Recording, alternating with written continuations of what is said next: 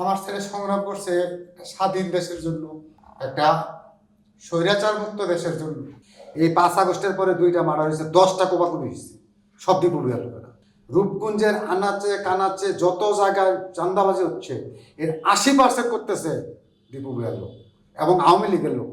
ইট বালু আনুক, সিমেন্ট আনুক, জমি কিনুক, মানে মানুষ মরলে পর্যন্ত তারা ঝামেলা করতেছে। সারা রূপগঞ্জের মানুষ ভয় পায় তার সামনে দাঁড়াইতে। এই হচ্ছে আমার ছেলে তাওহিদুল আলম জিসান, আমি তার বাবা। 28 অক্টোবর 2023 সালের বিএনপির ঘোষিত কর্মসূচিতে সে অ্যারেস্ট হয় এবং দীর্ঘ 3 মাস জেল খাটে। 3 মাস পর সে জেল থেকে মুক্তি পায়। 24 সালে জানুয়ারিতে সে মুক্তি পায়।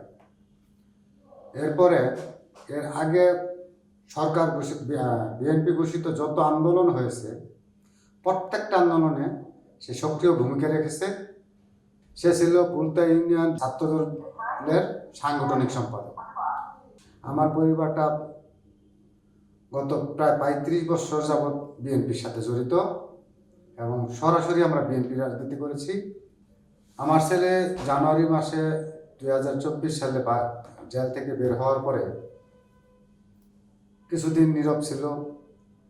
এরপরে যখন বৈষম্য বিরোধী ছাত্র আন্দোলন শুরু হলো, সে তার প্রত্যেকটা কর্মসূচিতে অংশ নেয়।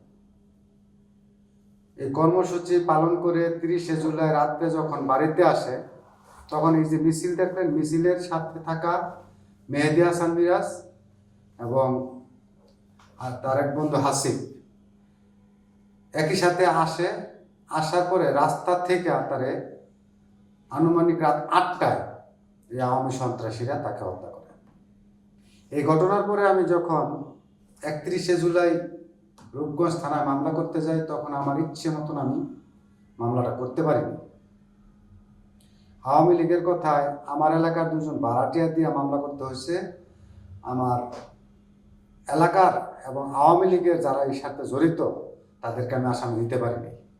যাই হোক, এক প্রকার বাধ্য হয়ে তাদের কথা মতো আমি মামলা দিলাম।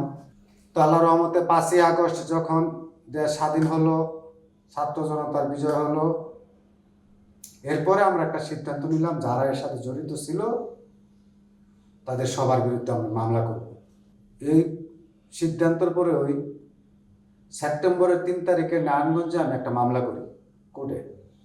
28 জন আসামি এবং এই 2জন সহ মোট 30 জন আসামি দিয়ে আমি মামলা করি। মামলাটা করার পরে এই মামলাটা রূপগঞ্জ থানাকে বলা হলো একই সাথে সংযুক্ত করার জন্য। দুঃখজনক হলো সত্য, এই মামলাটা করার পরে আওয়ামী লীগের লোকেরা বিভিন্নভাবে আমাকে চাপ দেওয়া শুরু করলো এবং এই মামলাটাকে তারা দামাচাপা দেওয়ার চেষ্টা করলো। এই দামাচাপা স্বরূপ দেওয়ার চেষ্টা হিসাবেই তারা মামলাটাকে সিআইডিতে নিয়ে গেল। এরপর থেকে ওই আওয়ামী লীগের লোকজন আমাকে বিভিন্নভাবে লোভ দেখাইতে শুরু করলো। এরই ভুট্টা পাওয়ার পরও তারেক রহমান সাহেব আবার কেন্দ্র থেকে খুব চাপ দিচ্ছে, নেতারা আমার সাথে যোগাযোগ করছে। এই আওয়ামী লীগের লোকজন যখন ব্যর্থ হইল, এরপরে তারা কিছু বিএনপির নেতার শেল্টার নেওয়া শুরু করলো।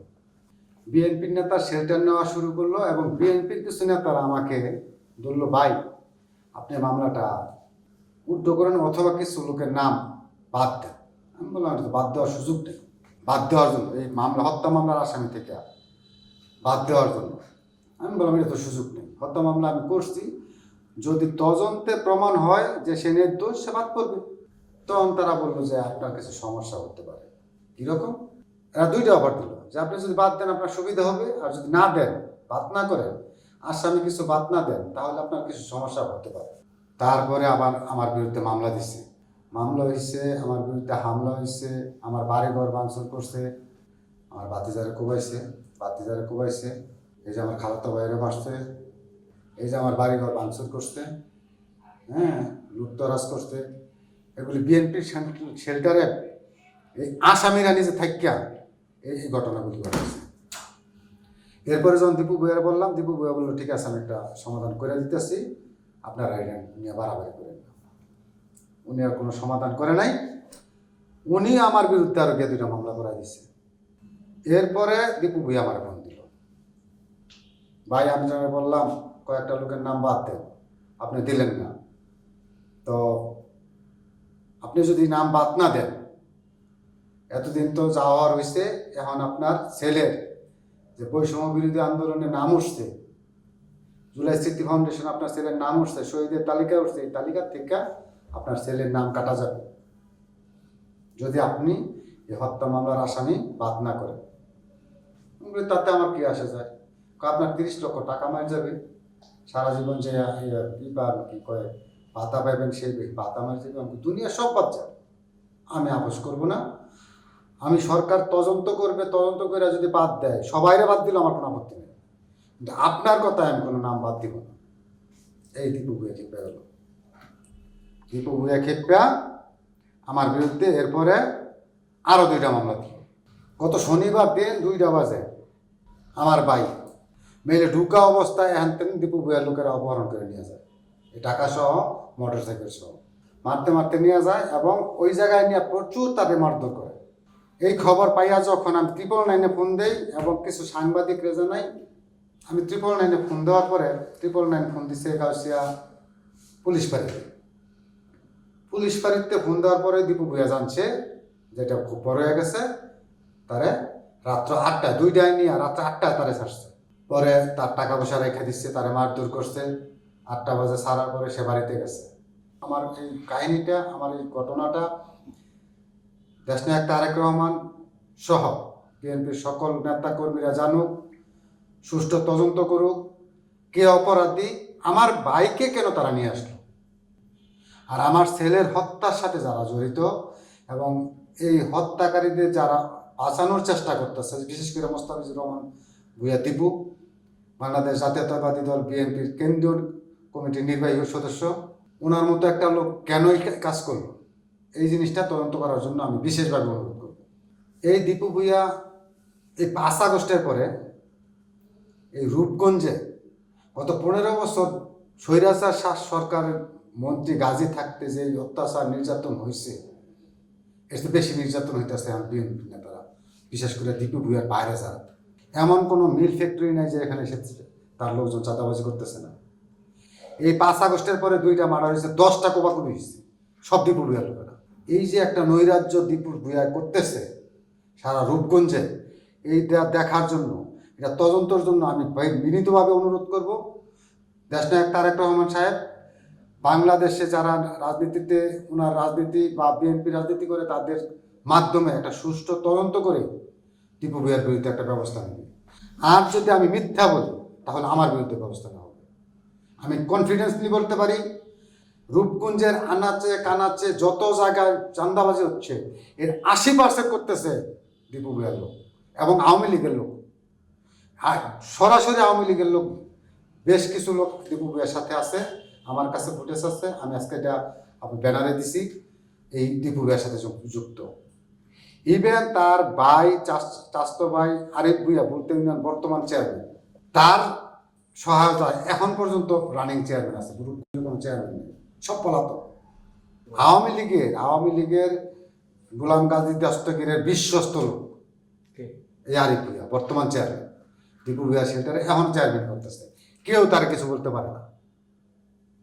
অথচ গত 15 বছর সে বিভিন্ন অপকর্ম করেও সে বহাল তবিয়তে আছে। এরকম আওয়ামী লীগের অনেক লোক দীপু ভুইয়া সেন্টারে, দীপু ভুইয়ার আশ্রয় আছে। প্রতি মাসে প্রত্যেকটা ফ্যাক্টরিতে এবং কি প্রত্যেকটা এলাকায় একটা নতুন বাড়িঘর করুক, ইট বালু আনুক, সিমেন্ট আনুক, জমি কিনুক, মানে মানুষ মরলে পর্যন্ত তারা ঝামেলা করতেছে। এই অবস্থায় আমি একটাই বলবো বারবার, এটা তদন্ত করা হোক। উনার মতো লোক কিভাবে জেলা কমিটির সদস্য হয়, উনার মতো লোক কিভাবে এমপি নির্বাচনে নমিনেশন চায়, আর উনি এমপি হলে রূপগঞ্জে বিএনপির একটা অংশ ধ্বংস করে ফেলবে, এটা ওনার ওপেন চ্যালেঞ্জ। বিএনপি করে আর আমরা কি করব? দীপু ভুইয়া একটা সন্ত্রাসী গ্রুপ তৈরি করছে, সারা রূপগঞ্জের মানুষ ভয় পায় তার সামনে দাঁড়াইতে। আমরা কি করবো? আমার এই সাংবাদিক সম্মেলন ছাড়া আর না জানানো ছাড়া তো কিছু করার নেই। হ্যাঁ, 2-3টা মারা রয়েছে, হয়তো আমাকে মারবো, আমার বাইরে মারবো, বা যে কোনো একজনকে মেরা হলে আমি কিছু করার নেই তো আমাদের। আমি চেষ্টা করতেছি এটা যাতে বিএনপি কেন্দ্রীয় নেতারা জানে, যদি যাই না আমার এই ব্যাপারে কিছু নেই, আমি একজন শহীদ পরিবার হিসাবে আমি দাবি করব আমাকে রক্ষার দায়িত্ব বিএনপি। আমার মতো একটা বিএনপি পরিবারকে এইভাবে হেনস্থ করতেছে, আমি আজকে নিরাপত্তাহীনতা ভুগতেছি, আমি আজকে বাড়িতে থাকতে পারতেছি না এই দীপুর যন্ত্রণায়, দীপুর সন্ত্রাসী বাহিনীর কারণে। আমি কার কাছে যাব? থানায় যে আজকে আমার বাইরে অপহরণ করছে, কালকে 2 দিন ধরে করতেছি, থানায় মামলা নিতেছে না, আমি কি করব? দীপুর ফ্যামিলি নারায়ণগঞ্জ ডিস্ট্রিক্টে সবাই চিনে, গোলবক্স ভূঁইয়ার ঐতিহ্যবাহী ফ্যামিলি, কিন্তু এই ফ্যামিলিটা কেউ বিএনপির সাথে জড়িত না। আমি আপনাকে চ্যালেঞ্জ করে বলতে পারি 1971-এ দীপু ভূঁইয়ার দাদা গোলবক্স ভূঁইয়া মুসলিম লীগের সদস্য ছিল। পাকিস্তানিরা এই বাড়ির থেকে যুদ্ধ করছে, এই দীপু ভূঁইয়া বাড়ির থেকে। তার বাপ মুজিবুর রহমান ভূঁইয়া আওয়ামী লীগ থেকে জাতীয় পার্টির উপজেলা চেয়ারম্যান ছিল। তার চাচা সুলতান উদ্দিন ভূঁইয়া স্বৈরা শাসক এরশাদের 2 বারের এমপি ছিল। সেই সময় তার চাচা আমির হোসেন ভূঁইয়া জোর কইরা 2 বার চেয়ারম্যান ছিল এই জাতীয় পার্টির আমলে। বর্তমান ইউনিয়ন চেয়ারম্যান আরিফ ভূঁইয়া তার আপন চাস্তো ভাই আওয়ামী লীগের চেয়ারম্যান। আরিফ ভূঁইয়ার বড় ভাই হারুন ভূঁইয়ার বউ ওয়াইফ বর্তমান আওয়ামী লীগ নেত্রী। যে ফ্যামিলিতে একটা লোক বিএনপিতে নেই, সব লোক আওয়ামী লীগের সাথে জড়িত। দীপু ভূঁইয়া 2011 সাল পর্যন্ত সরাসরি আওয়ামী লীগের সাথে জড়িত ছিল, এবং 2009-8 সালের 31শে ডিসেম্বরের নির্বাচন সরাসরি দীপু ভূঁইয়া গাজী গোলাম দস্তগীরের নির্বাচন করছে, এবং 2018 সালে বিএনপিতে থাইকিয়া বিএনপি কইরা গাজীর নির্বাচন করছে এবং কাজী মনি সাহেবের বিরোধিতা করেছে। গত 15 বছরে দীপু ভূঁইয়ার নামে কোনো হামলা মামলা ভাঙচুর কিচ্ছু হয়নি। শামীম ওসমান সাহেবের একনিষ্ঠ কর্মী ছিল দীপু ভূঁইয়া, এবং খুব হাত কালেকশন ছিল। নজরুল ইসলাম বাবু 2500-এর কুখ্যাত সন্ত্রাস, এই নজরুল ইসলাম বাবুর সাথে তার ঘনিষ্ঠ সহযোগিতা সম্পর্ক ছিল।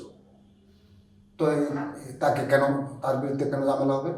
আমার ছেলে কিন্তু দীপুর রাজনীতি করে নাই, মাসুদ কিন্তু দীপুর রাজনীতি করে নাই, তাদের প্রত্যেককে রিমান্ড আনা হয়েছে। আর দীপুর কোনো লোক রিমান্ড আসেনি, মামলা হয়েছে। দীপুর বিরুদ্ধে কোনো ভাঙচুর হয়নি, দীপুর মার্কেটের মধ্যে কোনো হামলা হয়নি, দীপুর বাড়িতে কোনো হামলা হয়নি।